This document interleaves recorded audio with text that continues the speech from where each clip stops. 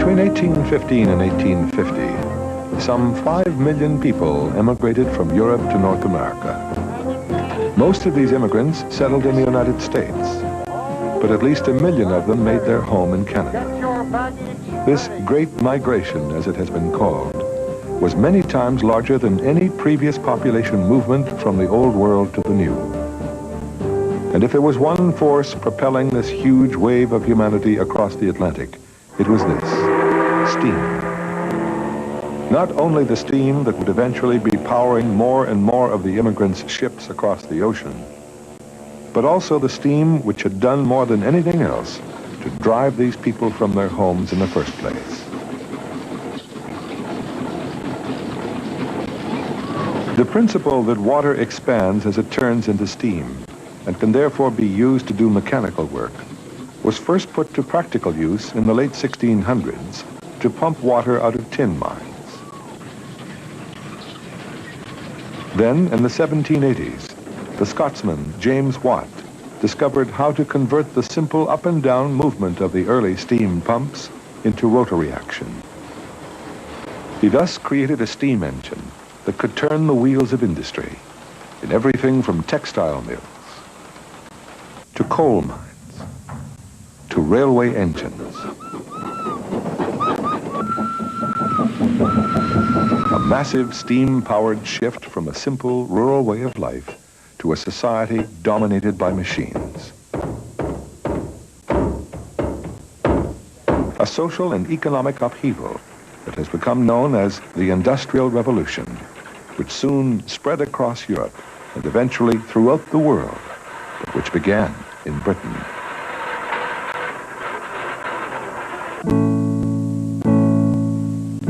The Industrial Revolution brought great wealth, but also great misery.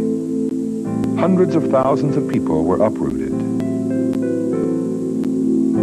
Many of them herded into factories. Working conditions were brutal. Disease was rampant. And yet all the while, the population kept on growing at an unprecedented rate. As the rich got richer, the poor got poorer and ever more numerous.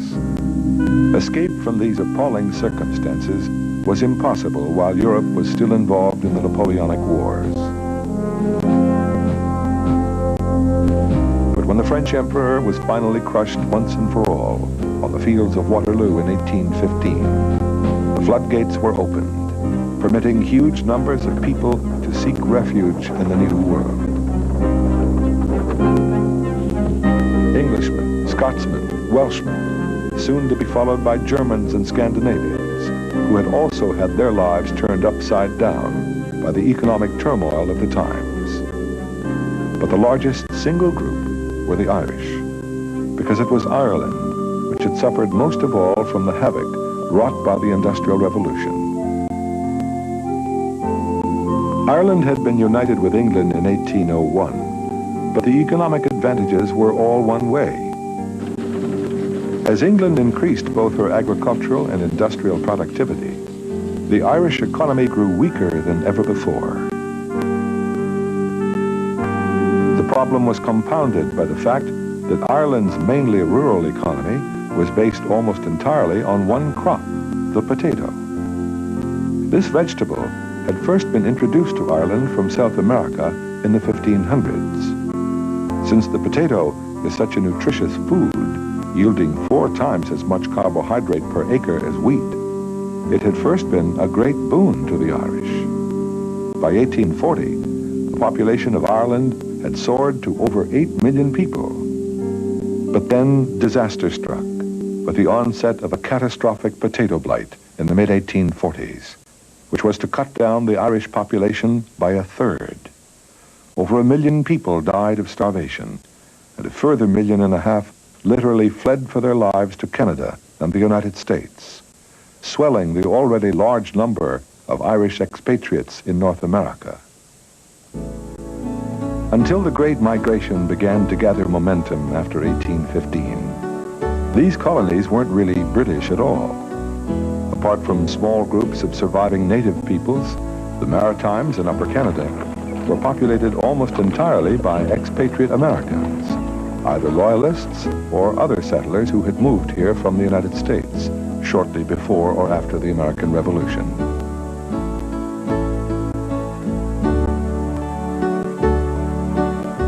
And Lower Canada was, of course, still overwhelmingly French.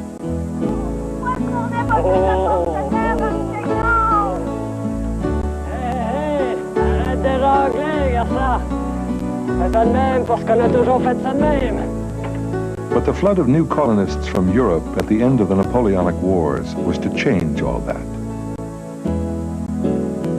This multi-ethnic stream consisted in numerical order of Irish immigrants, people from England, Scotland, and Wales, and families from Germany and Scandinavia. Nearly all the Germans and Scandinavians went south of the border, along with roughly 2/3 of the people of Irish and other British origin, leaving the remaining third of immigrants from the British Isles to go north, with a minority settling in the Maritimes and Lower Canada, and the great majority moving on to Upper Canada. British North America, at least as far as the Maritimes and Upper Canada were concerned, was finally living up to its name. In addition to changing the makeup of the population, the Great Migration also transformed the landscape of these colonies. Except for the cultivated areas in the Maritimes and along the shores of the St. Lawrence and the Great Lakes, most of British North America was still covered by dense primeval forest, with almost no sign of human habitation. In fact, until immigration began to accelerate in the 1820s, the total population still only added up to about 500,000 people. But with the arrival of more than 1 million immigrants over the next 30 years, enormous stretches of territory were to be brought under cultivation. This was Canada's pioneer period par excellence, with the great majority of its expanding population engaged in a back-breaking struggle with nature.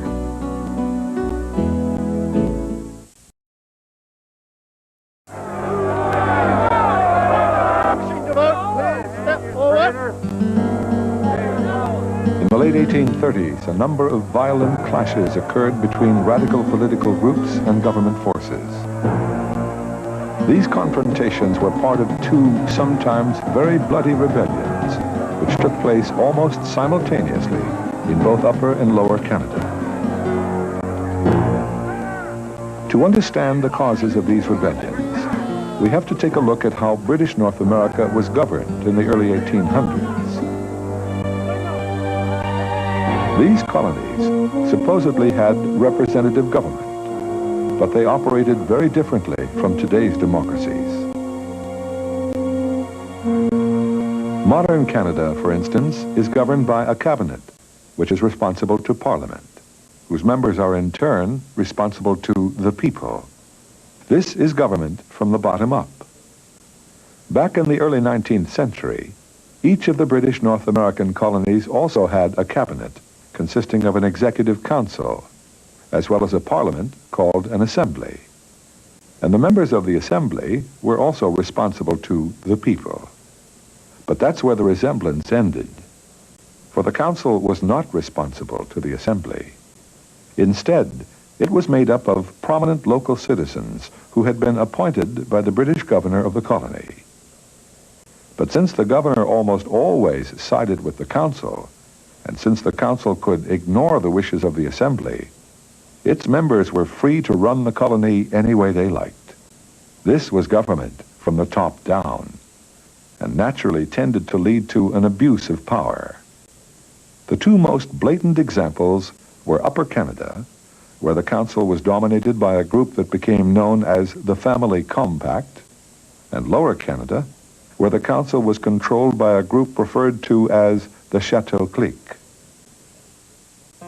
Some of the great mansions of the members of these elite groups are still standing today as evidence of the wealth they were able to accumulate.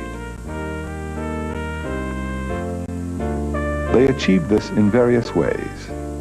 By cornering much of the best agricultural land, and by sharing amongst themselves lucrative public works contracts, one of which was the construction of the Welland Canal. But in addition to being a period of industrial revolution, this was also an age of political revolution, triggered first by the American and then by the French Revolution. For Britain in particular, the early 1800s were years of widespread political reform, and many of the new liberal ideas were carried over to British North America on the great wave of immigrants.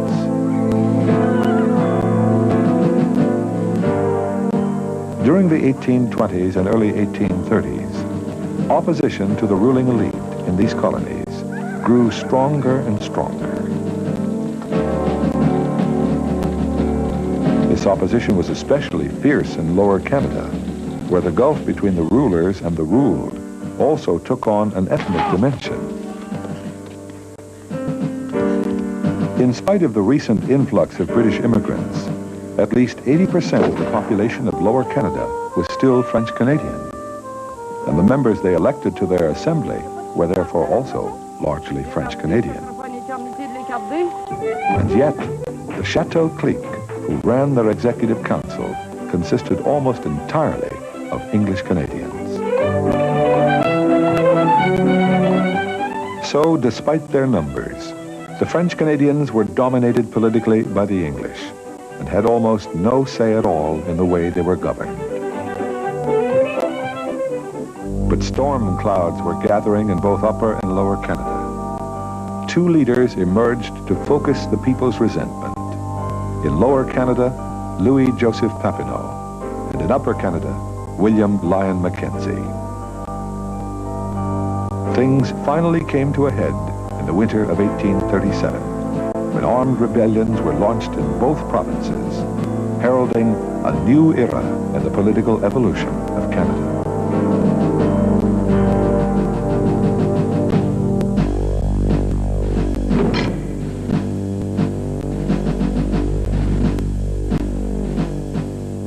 The immediate effects of the 1837 rebellions were much the same in both Upper and Lower Canada. Imprisonment for many of the rebels, hanging for a few of them, and exile for others, with both Papineau and Mackenzie fleeing to the United States.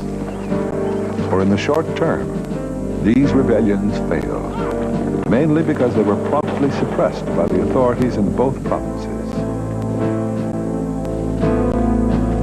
But the long-term effects of the rebellions were to be of great significance. To understand this, we have first to go to England.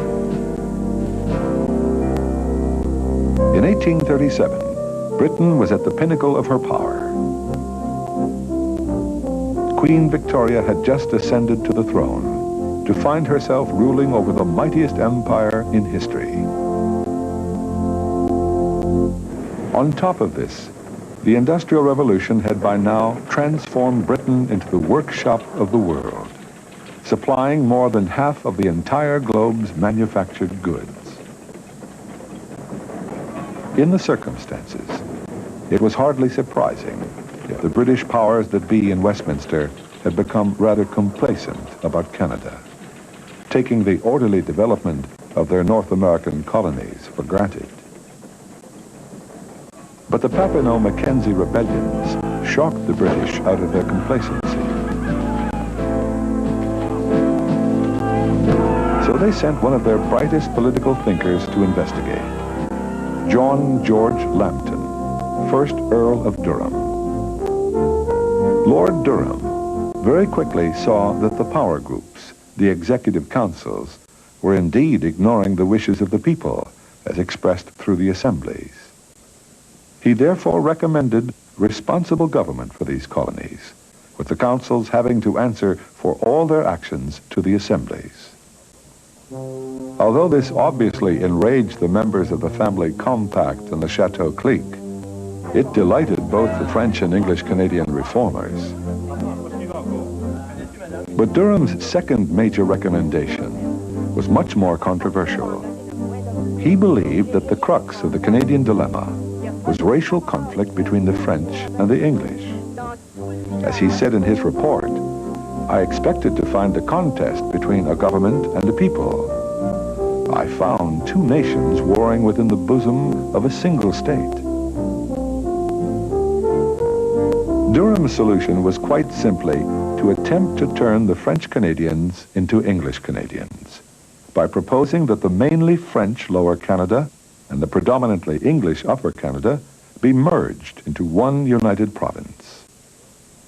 Since Durham was coming from a supremely confident England, then at the height of its powers, he assumed that the French Canadians would be rapidly assimilated into the all-powerful British culture, so that there would soon be only one nation within the bosom of a single state. In due course, the British government accepted both of Durham's recommendations. The union of the two Canadas was ratified in 1841, and by 1848, all the British North American provinces had achieved responsible government.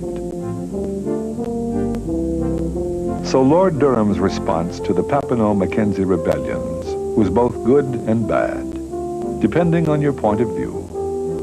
For Canadians as a whole, it was a giant step forward in terms of political maturity. But for the French-speaking population, the Durham Report was seen as a bitter blow, a blueprint for the slow death of French Canada.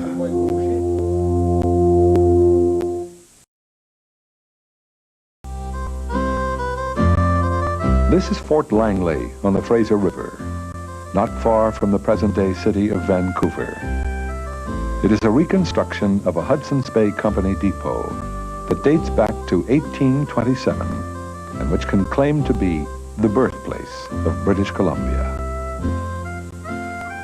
But this Canadian province might never have come into existence at all if it had not been for certain events which took place in the United States. The first 50 years of the 19th century witnessed the greatest territorial expansion in American history.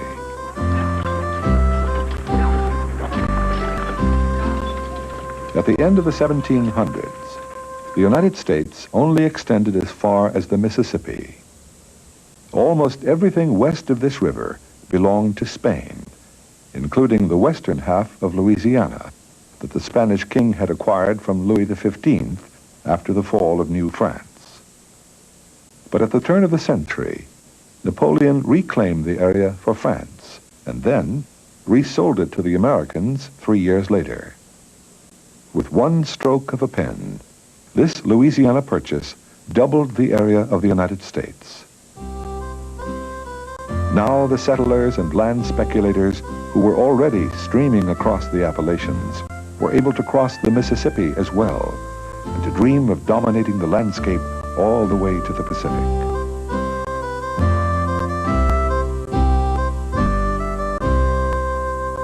The trouble was, quite apart from the native people's ancient rights to this land, there were also two other groups of people who had a stake in the region.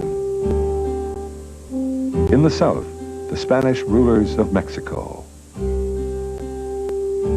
and in the north, the British. The southwest region claimed by Mexico stretched from Texas to California, while the northwest region claimed by Britain extended from California to Alaska. When the border between the British colonies and the United States was drawn in 1818 along the 49th parallel as far as the Rockies, both sides agreed to share the Oregon country west of these mountains. But within a few years, hordes of American settlers were crowding into the region, and the United States government began to make very aggressive claims on the whole area, right up to the borders of Alaska. It looked as if the War of 1812 was about to start all over again. Luckily for Canada, the attention of the United States was soon to be distracted by what was going on in the South. In 1846, the American president annexed the Mexican Republic of Texas, thus sparking a full-scale war with the Mexicans, who went on to lose not only Texas, but California and everything in between.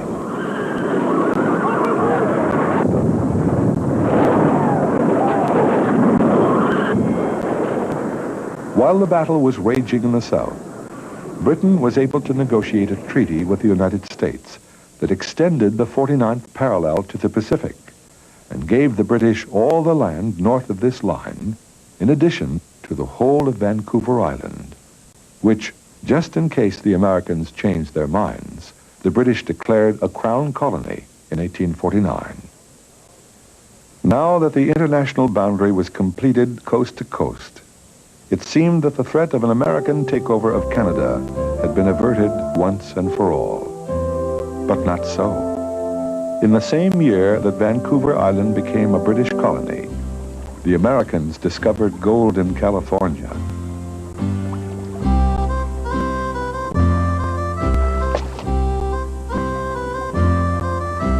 This led to such a frantic scramble for instant wealth that within a few years, the California gold fields were played out. However, in 1856, there were reports of gold deposits on the Canadian side of the Oregon border. This brought American miners rushing up the coast in such numbers that British authority over the area was threatened once again.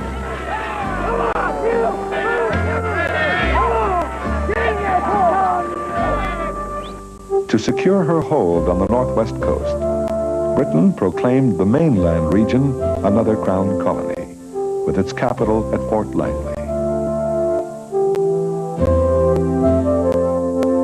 To commemorate the Columbia River, and to make quite sure that there were no more misunderstandings with the Americans, Queen Victoria named the new colony British